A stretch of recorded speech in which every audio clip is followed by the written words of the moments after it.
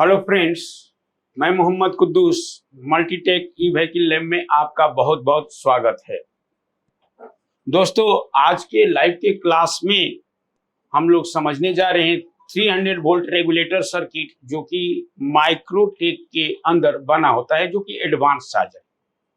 क्योंकि इसका बहुत ज़्यादा डिमांड आ रहा था, मेरे पास फ़ोन भी आ रहे थे, लोग कह रहे थे कि माइक्रोटेक का जो 300 वोल्ट रेगुलेटर सर्किट होता है, जो एडवांस चार्जर के अंदर यूज किया जाता है, उसका सर्किट आप सर उसको एक्सप्लेन करके बताइए। तो मैंने सोचा कि जो हमारे यहाँ बच्चे ट्रेनिंग ले रहे हैं, तो लाइव क्लास में ही उनको भी पता चल जाए इसके बारे में और आपको भी पता चल जाए, इसलिए मैंने ये एक छोटा सा वीडियो बनाने की कोशिश कर रहा हूँ। जो कि मेरे पास माइक्रोटेक का एक सर्किट है या उसका किट है, उसका सर्किट का किट का जो डिजाइन है मैंने खुद अपने हाथों से किया। क्योंकि मैं किसी भी सर्किट को या किसी भी चार्जर का सर्किट डायग्राम है जो रियल बोर्ड पे है, तो उसे मैं स्केच कर लेता हूँ या डिजाइन कर लेता हूँ, और डिजाइन करने के बाद हम अपने बच्चों को बताते भी हैं। इसी तरह से आप जिस भी तरह के चार्जर को आप सीखना चाहते हैं, आप जैसा भी डिमांड करेंगे वो चार्जर में बहुत ही अच्छी तरह से आपको बता सकता हूँ, एस्टिमेटिक डायग्राम के साथ विद प्रैक्टिकल और उससे रिलेटेड प्रॉब्लम भी। क्योंकि ये बहुत ज़्यादा मांग आ रहा था, तो मैंने यहाँ पर माइक्रोटेक का जो कि 300 वोल्ट रेगुलेटर सर्किट होता है, उसमें जो कि 220 वोल्ट एसी से लेके 300 वोल्ट एसी आए तो उसे कंट्रोल कर देता है ये सर्किट, इसलिए इसे 300 वोल्ट रेगुलेटर सर्किट कहते हैं। तो उसी के बारे में मैं यहाँ पे एस्टिमेटिक डायग्राम के द्वारा मैं आपको समझाने जा रहा हूँ कि अगर एसी वोल्टेज अगर 160 से लेकर के 270 या 300 वोल्ट एसी आ जाए तो हमारा चार्जर क्यों नहीं खराब होता, इसके बारे में मैं अब आपको जानकारी देने जा रहा हूँ। तो आइए लाइव क्लास में इसको हम लोग हमारे स्टूडेंट के साथ आप भी सीखिए इस चीज को। तो चलते हैं इसे एक्सप्लेन करने के लिए।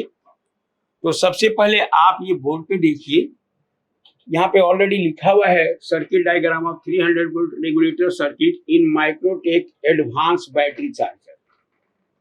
तो आज के जमाने में बहुत सारे एडवांस बैटरी चार्जर आ गए हैं जो कि एसी इनपुट अगर 160 हो टू 300 वोल्ट एसी आए तो आपके चार्जर क्यों नहीं खराब होते, क्योंकि उसमें एक 300 वोल्ट रेगुलेटर सर्किट लगाई गई है।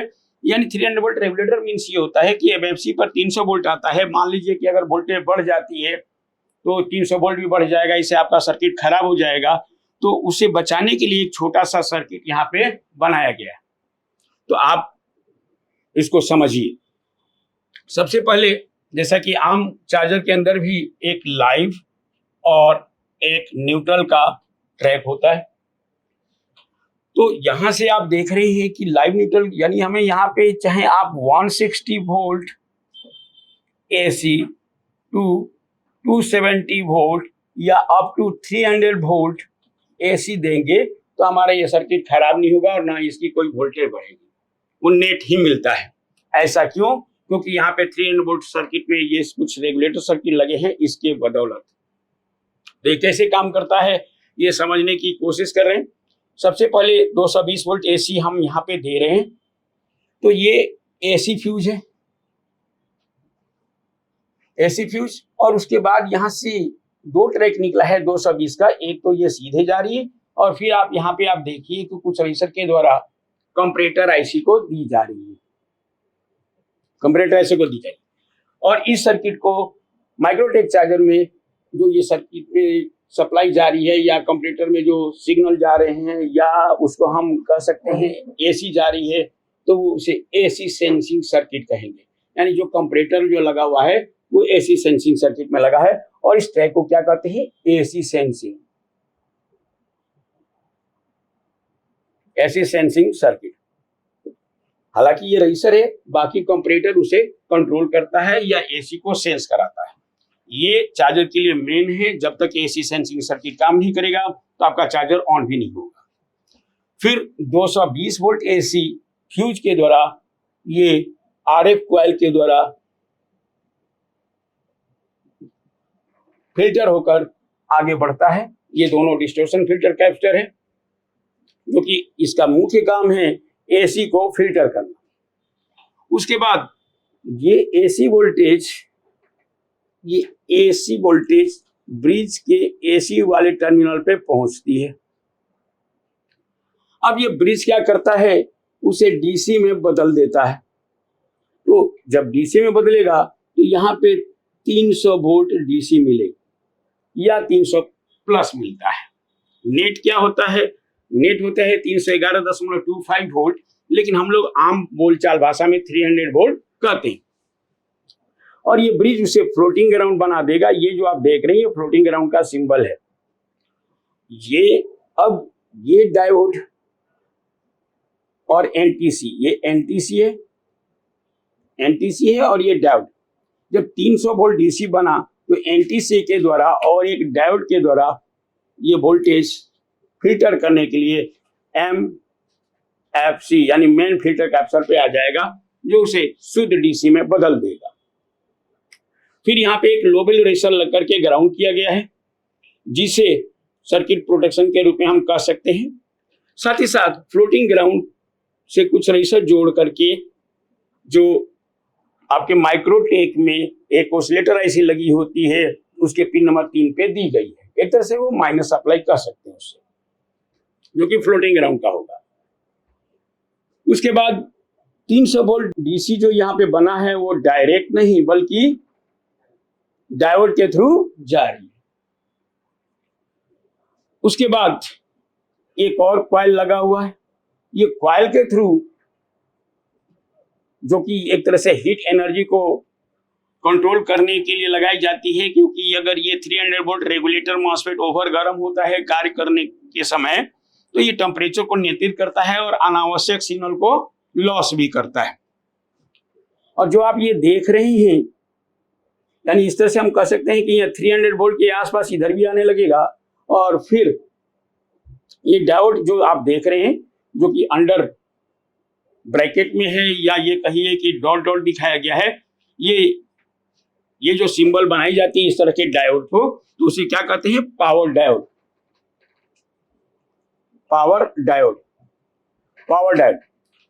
तो ये पावर डायोड यहाँ पे बनाया गया है, और आपके सर्किट डायग्राम में भी होता है। ये पावर डायोड के द्वारा फिर से यहाँ पे वोल्टेज आता है। यानी एक तरह से कहा जाए कि ये बिफोर स्विचिंग आपको 300 वोल्ट मिलेगा, और आफ्टर स्विचिंग भी यहाँ पे कुछ वोल्टेज मिलेगा, जिससे क्या होगा, एक तरह से बूस्ट वोल्टेज हो जाती है। एक तरह से कह सकते हैं एम्पियर बढ़ जाता है, वोल्टेज नहीं बल्कि एम्पियर बढ़ जाता है, और हमें यहाँ पे 300 वोल्टेज भी मिलने लगती है। अब ये क्या है, हम थोड़ी देर में समझते हैं। मेरा मेन मकसद है कि 300 वोल्ट को कैसे रेगुलेट किया जाता है। अगर एसी इनपुट बढ़ जाती है तो यहाँ का वोल्टेज, एमएफसी का वोल्टेज क्यों नहीं बढ़ता, ये मैं अब आपको समझाने जा रहा हूँ। तो अगर इस सर्किट में ध्यान से देखें तो एक मॉसफेट लगा हुआ है और 2 ट्रांजिस्टर लगे हुए हैं, और उसके साथ कुछ बाइसिंग कंपोनेंट लगे हुए हैं। इन्हीं सर्किटों के द्वारा 300 वोल्ट को रेगुलेट किया जाता है। लेकिन कैसे, ये समझने की कोशिश करते हैं। जैसे कि आप जानते हैं कि कोई भी सर्किट में अगर मॉसफेट या ट्रांजिस्टर लगाया गया है तो उसकी बाइसिंग वोल्टेज दी जाती है। तो बाइसिंग वोल्टेज का मतलब है ट्रांजिस्टर के कलेक्टर, एमीटर और बेस पे वोल्टेज देना, या फिर मॉसफेट लगा है तो ड्रेन सोर्स की वोल्टेज प्रोवाइड करना। तो 300 वोल्ट इस जो कि एमएफसी के थ्रू आ रही है डायोड के हेल्प से, और उसके बाद कॉइल के द्वारा ड्रेन की वोल्टेज मेंटेन हो रही है, और सोर्स की वोल्टेज डायरेक्ट फ्लोटिंग ग्राउंड से। उसके बाद अब इसकी गेट की बाइसिंग करनी है। तो गेट की बाइसिंग ऑटोमेटिक नहीं होगी। गेट की बाइसिंग कराने के लिए मुझे सबसे पहले जो माइक्रोटेक में ऑसिलेटर आईसी लगाई गई है, उस ऑसिलेटर आईसी को ऑपरेट करना होगा। जब ऑसिलेटर आईसी ऑपरेट होगी तो जैसा कि आप देख रहे हैं कि from pin number 9 of oscillator IC यहाँ पे लिखा हुआ है। ऑसिलेटर आईसी के पिन 9 से सिग्नल मिलेगा। जैसे सिग्नल मिलेगा तो ये ट्रांजिस्टर एक्टिव हो जाएंगे। ये ट्रांजिस्टर के बेस या तो हाई होगा या लो होगा, डिपेंड करता है कि कौन सा सिग्नल आया है। तो यहाँ पे समझने वाली बात ये है कि ये एक पी एन पी ट्रांजिस्टर है और ये एन पी एन ट्रांजिस्टर है, और दोनों का एमीटर एक साथ जोड़ा गया है और दोनों का बेस भी एक साथ कनेक्ट किया गया है, यानी साथ साथ जोड़ दिया गया है। तो जैसा कि आप जानते हैं कि एनपीएन ट्रांजिस्टर हाई सेंस करता है, और यानी हाई अगर उसका बेस होगा एनपीएन ट्रांजिस्टर का तो वो काम करता है, जबकि पीएनपी लो सेंस करने पर कार्य करता है। इतना समझ में आ रहा है भाई? तो इसके लिए डिपेंड करता है कि जो ऑसिलेटर आईसी का पिन नंबर 9 है उस पर किस तरह का सिग्नल ऑसिलेटर आईसी भेज रही है। जैसे मान लीजिए कि ऑसिलेटर आईसी अभी लो सिग्नल भेजी तो ये एक्टिव हो जाएगा, और जब लो होगा तो इसका एमीटर क्या हो जाएगा? हाई होने से इसका बेस हाई हो जाएगा, और बेस हाई होगा तो इसका बेस या गेट हाई होगा तो ड्रेन क्या हो जाएगा? लो, और यहाँ का वोल्टेज कम हो जाएगा, यानी 300 वोल्ट दब जाएगी, कम हो जाएगी। और मान लीजिए कि अगर वोल्टेज यहाँ पे बढ़ गई तो क्या होगा? तो ऑसिलेटर आईसी के पिन नंबर 8 से सिग्नल आएगा, अब ये बेस क्या हो जाएगा? हाई, और बेस हाई होगा तो इसका कलेक्टर क्या हो जाएगा?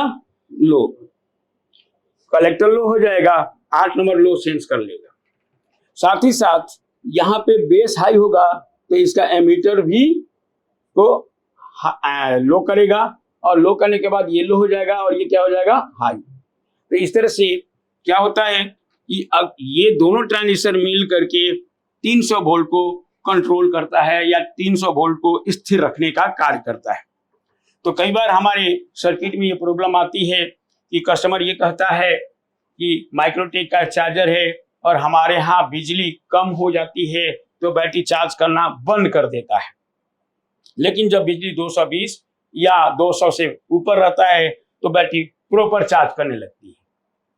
तो यहाँ पे आप लोगों को समझने की मेन बात यह है कि इस सर्किट का मुख्य काम, अगर मुख्य निचोड़ की बात करें तो ये कह सकते हैं कि एक फॉल्ट आता है इस सर्किट में कि चार्जर चल तो रहा है लेकिन बिजली कम होने पर बैटरी चार्ज होना बंद कर देती है, यानी एसी कम होने पर बैटरी चार्ज करना बंद कर देती है, और एसी प्रॉपर यानी ठीक होने पर 220 होने पर या 200 प्लस होने पर बैटरी चार्ज होने लगती है, और लो होने पर बैटरी चार्ज नहीं होती है। तो ये माना जाएगा कि ये सर्किट अपना काम करना, जो 300 वोल्ट रेगुलेटर सर्किट है, ये अपना काम करना बंद कर चुका है। तो अगर आप इसको चेक करेंगे तो ये प्रॉब्लम शूट आउट हो जाएगा। अब यहाँ तक मैंने आपको बता दिया है, अब आते हैं नेक्स्ट टॉपिक की तरफ कि ये क्या है। तो जैसे कि आम चार्जरों के अंदर DC to DC converter circuit होता है, इसमें ऐसा कोई DC to DC converter circuit नहीं है। ये एक ऐसा एडवांस चार्जर है कि आपको बिना बैटरी जोड़े ही अगर चार्जर ओके है तो चार्जिंग वोल्टेज आउट कर देगा, जबकि दूसरे चार्जर में ये दिक्कत होती है, यानी बैटरी जोड़ना ही पड़ता है। जबकि जितने भी एडवांस चार्जर है, आप लोगों को ध्यान रखना है कि जितने भी एडवांस चार्जर है हम बिना बैटरी जोड़े भी चार्जिंग वोल्टेज आउट करा सकते हैं। तो ठीक उसी तरह से इसमें चार्जिंग वोल्टेज आउट करेगा, क्योंकि ये जो सप्लाई है, ये जो ऑसिलेटर आईसी लगी हुई है, यहाँ पे आप देख रहे हैं कुछ रेजिस्टर लगे हुए होते हैं, ये सारे के सारे जाते हैं ऑसिलेटर आईसी को सप्लाई देने के लिए, और स्विच पे भी ये सप्लाई जाती है। तो ये सारी के सारी ये जो आप देख रहे हैं, ये सब के सब जा रहा है ऑसिलेटर आईसी सर्किट में। तो दोस्तों मैंने इसे एक्सप्लेन किया है।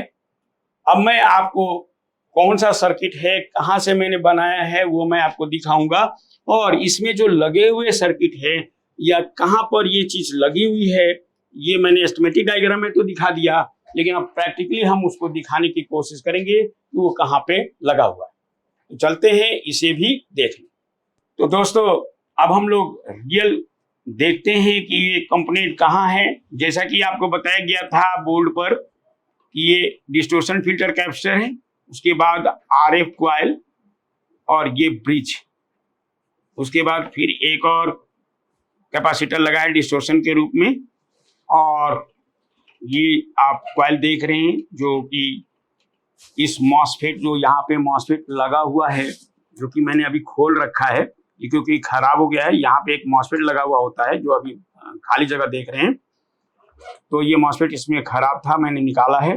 तो यहाँ पे एक मॉसफेट लगा होता है जो कि इस कॉइल के थ्रू यहाँ पे आ रही है। उसके बाद जो है ये डायोड है जो कि आपने देखा है, लेकिन जो आप पावर डायोड का सिंबल देखे थे वो ये है, और ये मेन फिल्टर कैपेसिटर है। उसके बाद हमें देखना है कि वो जो दो ट्रांजिस्टर कहाँ है उसको भी तलाश करते हैं।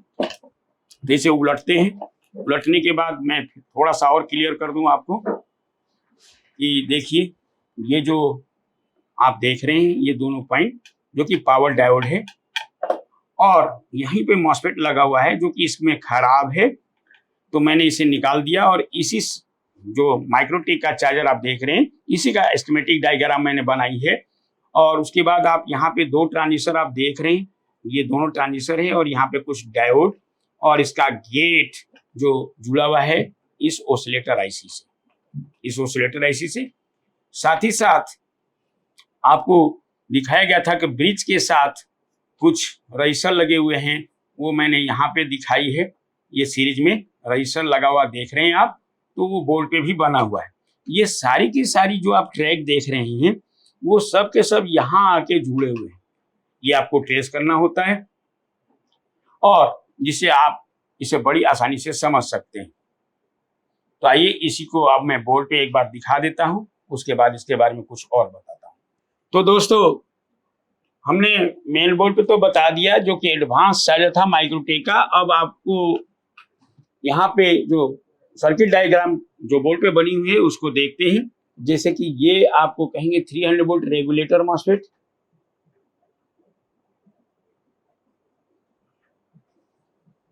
कुछ चार्जरों में यहाँ पे आईजीबीटी यूज किया जाता है, लेकिन यहाँ पे क्या यूज है, मॉसफेट। उसके बाद उसी के बेस के पास अगर आप ढूंढेंगे तो डायोड ही मिलेगा, और ये दो ट्रांजिस्टर जिनमें एक एनपीएन और एक पीएनपी है, और जब आप इसे ट्रेस करेंगे तो ये आपको आईसी तक जाएगी जो कि ऑसिलेटर आईसी तक पहुंचेगी, और ये आपको मेन फिल्टर कैपेसिटर है। तो जो मैंने बोर्ड पे दिखाया, ये रियल बोर्ड पे दिखाया, यहाँ पे वो सब कुछ स्कीमेटिक डायग्राम के द्वारा बना हुआ है। लास्ट में मैं आपसे ये कहना चाहूंगा कि अगर आप बहुत ही अच्छी तरीके से किसी भी एडवांस चार्जर को सीखना चाहते हैं या एडवांस कंट्रोलर को सीखना चाहते हैं तो एक बार हमसे जरूर मिलिए।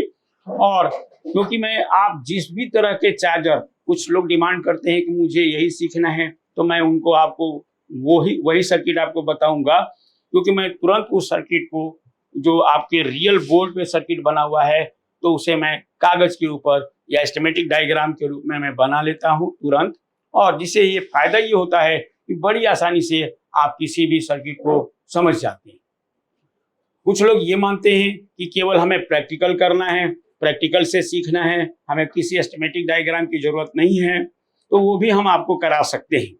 लेकिन मेरी ये राय होती है कि अगर आप चाहते हैं कि किसी भी तरह के चार्जर या कंट्रोलर को रिपेयर करना चाहते हैं तो आपके पास एक स्कीमेटिक डायग्राम जरूर होना चाहिए उसका, जिससे क्या होता है कि बड़ी आसानी से उस ट्रैक को हम ट्रेस कर सकते हैं, और वो कहाँ से कैसे जुड़ा है ये हमें आसानी से पता चल जाता है, और उसका वर्किंग कंसेप्ट भी बहुत ही अच्छी तरह से आपको समझ में आने लगती है। तो हमारी ये कोशिश होती है कि जितने भी चार्जर आते हैं या जितने भी तरह के चार्जर मैं पढ़ाता हूँ या बताता हूँ उसका स्कीमेटिक डायग्राम जरूर साथ में देता हूँ, और जिससे हमारे बच्चे बहुत आसानी से उस सर्किट को रिपेयर भी कर लेते हैं। तो इस वीडियो में इतना ही। थैंक यू वेरी मच दोस्तों।